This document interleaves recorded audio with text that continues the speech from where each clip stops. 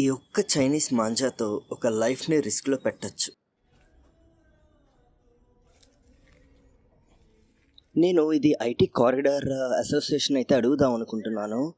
చాలా హాస్టల్స్ పైన పిల్లలు వచ్చి మాంజాని యూస్ చేసి గాలిపటాలు ఎగరేస్తున్నారు.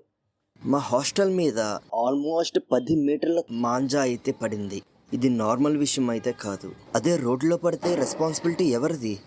అంత తాడు వస్తుందంటే చుట్టుపక్కల ఎంతలా ఎగరేస్తున్నారు. మీరు హాస్టల్స్ మీద ఎందుకు మీరు సర్క్యులర్ ఇవ్వట్లేదు? ఈ సర్క్యులర్ ఎలా ఉండాలంటే, ఈ పిల్లలు గాలిపటం ఎగరేసుకుందని పర్మిషన్ అడుగుతుంటే ఓనర్స్ ఖచ్చితంగా అది ఏది వాడుతున్నారో చూడాలి. మాంజా వాడుతున్నారా లేదంటే కాటన్ దారం వాడుతున్నారా?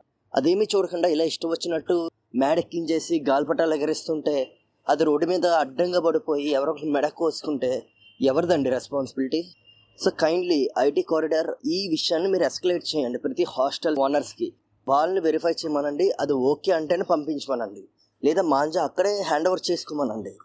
అలానే పేరెంట్స్ ప్లీజ్ పిల్లల్ని కొట్టకండి. ఇలాంటి విషయాలన్నీ చూపించి కొంచెం ఎడ్యుకేట్ చేయండి. ఇది వార్నింగ్ ఇవ్వడం కాదు, కేర్ చూపించడం. And thank you friends, please do share.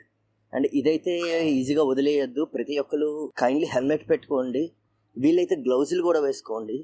And neck button వరకు కాలర్ అయితే పెట్టుకోండి, లేదంటే హుడీ లాంటిది ఉంటే ఫుల్గా నెక్ వరకు వేసేసుకోండి. మీకు ప్రొటెక్షన్ ఉండాలి. Must wear helmet. ఈ హాఫ్ హెల్మెట్స్ అయితే వద్దు, మీకు ఫుల్ హెల్మెట్స్ దొరుకుతాయి, తక్కువలో కూడా ఉంటాయి. తీసుకుని అయ్యేవాడు ఒక ఫ్రెండ్గా చెప్తున్నాను ఈ విషయం. Thank you friends, thanks for watching. Small gratitude towards Ajay అనయ్య. అందరం కలిసి పెరగాలి, కలిసి ఎదగాలి. Let us all grow together. Let us all rise together.